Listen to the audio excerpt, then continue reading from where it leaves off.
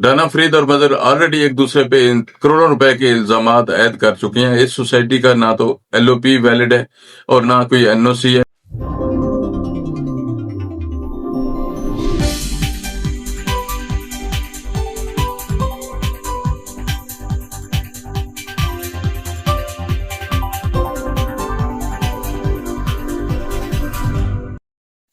السلام علیکم ناظرین، میں ہوں جاوید باگٹ، اور آج جو میں بات کرنا چاہ رہا ہوں تو وہ گزشتہ روز جو میں نے عدالتوں کے حوالے سے احکامات کی بات کی، اس پہ عمل درآمد کی بات کی۔ انتظامیہ کا کام ہے کہ اس پہ عمل درآمد کرانا۔ تو میں آج صرف ایک سوسائٹی کے حوالے سے بات کروں گا جس کا پہلے کیا ابھی میرے خیال میں وہی نام ہے، ministry of commerce cooperative housing society, جس کے حوالے سے یہ بھی احکامات ہیں کہ ان کا نام چینج ہونا چاہیے، کیونکہ منسٹری کسی بھی منسٹری کے نام کی کوئی سوسائٹی نہیں ہونی چاہیے۔ اس پہ بڑے واضح ہائی کورٹ کے بھی احکامات ہیں، اور جو ڈپٹی کمشنر رجسٹرار سوسائٹیز ہیں اس کے بھی احکامات تھے۔ لیکن منسٹری آف کامرس والوں نے کیا کیا؟ انہوں نے ایک نام تو تجویز کیا، مارگلا گارڈن، لیکن اس کی ابھی کسی بھی جگہ سے کوئی بھی منظوری نہیں لی گئی، اور نہ ہی اس کو پنجاب میں رجسٹر کروایا گیا، کیونکہ احکامات یہ تھے کہ جو سوسائٹی جس ایریا میں فعال ہے، جس ایریا میں اس کے پاس کوئی زمین ہے، وہ اسی علاقے کے جو ہے مطلب اگر پنجاب میں ہے تو وہ پنجاب میں رجسٹریشن کروائے گی، اگر کے پی کے میں ہے تو وہ کے پی کے میں کروائے گی، جو علاقہ اس کا بنتا ہے پنجاب کا تو پنجاب میں۔ اسلام آباد میں کوئی بھی ایسی سوسائٹی جو اسلام آباد میں جس کی زمین نہیں ہے وہ اسلام آباد میں رجسٹرڈ نہیں ہوگی۔ اس پہ عمل درآمد تو ابھی تک نہیں ہو سکا، لیکن ایک بڑی اہم بات ہے، کیونکہ منسٹری آف کامرس کے پہلے جو رانا فرید تھے وہ اپنی پوری ٹیم کے ساتھ جیل گئے، اس کے بعد دوبارہ آئے، وہی ٹیم الیکشن لڑی، اور پھر رانا فرید اینڈ کمپنی نے جو آپس میں ساز باز کی، اور اب بھی وہی ہے، اور اب بھی پوری تیاری میں ہے کہ یہ جو مارگلا گارڈن جس کا نام ابھی انہوں نے اپنے طور پہ رکھا ہے، اس کی مکمل تیاری ہے۔ اس وقت نیب تحقیقات شروع کر رہی ہے اس حوالے سے، پہلے اربوں روپے کی کرپشن کی تحقیقات اس میں ہو چکی ہیں، تو اب جو اس میں لوگ شامل ہیں وہ وہی لوگ ہیں، ایک رانا فرید اور دوسرا مظہر، اور باقی ان کی ٹیم ہے۔ رانا فرید اور مظہر آلریڈی ایک دوسرے پہ کروڑوں روپے کے الزامات عائد کر چکے ہیں۔ اس سوسائٹی کا نہ تو ایل او پی ویلڈ ہے اور نہ کوئی این او سی ہے۔ جب ایل او پی نہیں ہے تو پھر این او سی کس طرح ممکن ہے؟ لیکن اس کے باوجود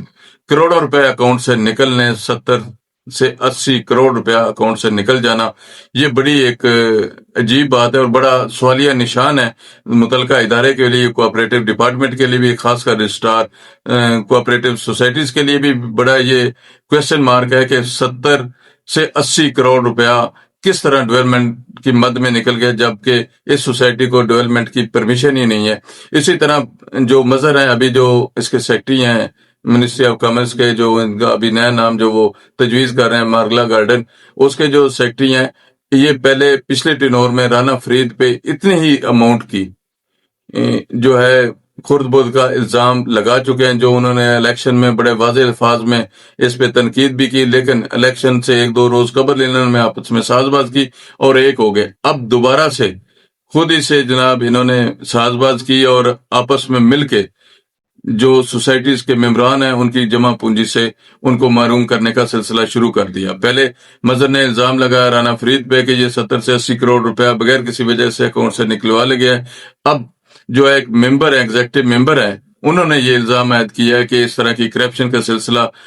جو ہے منسٹری آف کامرس میں یعنی کہ مارگلا گارڈن میں چل رہا ہے، اور انہوں نے اپنے عہدے سے استعفیٰ بھی دیا اور ایک پٹیشن بھی دائر کر دی ہے کہ اس میں اس لیول کی جو ہے وہ کرپشن ہو رہی۔ اب دیکھنا یہ ہے کہ رجسٹرار سوسائٹی اس پہ کیا کام کرتے ہیں، اور جو انہوں نے پرمیشن دی تھی الیکشن لڑنے کی، جو ان کرپشن سے متعلق جو ہے انکوائری سے ریلیٹ کرتی تھی، اور اب تک اس کا کچھ نہیں ہوا، وہ اسی طرح سے چل رہی ہے۔ کیا رجسٹرار سوسائٹی جو ہے اس پہ بھی کوئی ایکشن لیتی ہے؟ اس کے علاوہ بھی دیگر اپلیکیشنز ہیں جس کی جو ہائرنگ ہے وہ جمعرات کو رجسٹرار کوآپریٹو سوسائٹی یعنی کہ ڈپٹی کمشنر اسلام آباد کریں گے۔ اب دیکھنا یہ ہے کہ ڈپٹی کمشنر جو ہے وہ اس پہ کیا لائے عمل اختیار کرتے ہیں، جو 70 سے 80 کروڑ روپیہ اکاؤنٹ میں بغیر ایل او پی کی منظوری کے، بغیر کسی ڈیولپمنٹ کی پرمیشن کے وہاں سے نکالا گیا ہے، تو وہ اس کا کیا حال ہو سکتا ہے، وہ کس طرح پرمیشن دی گئی ہے؟ یہ مبینہ ملی بھگت کے بغیر نہیں نکل سکا۔ اگر رجسٹرار سوسائٹی کے علم میں یہ نہیں ہے تو یقیناً جو سرکل رجسٹرار ہے اس کے علم میں ہوگا۔ اتنی بڑی اماؤنٹ نکل جانا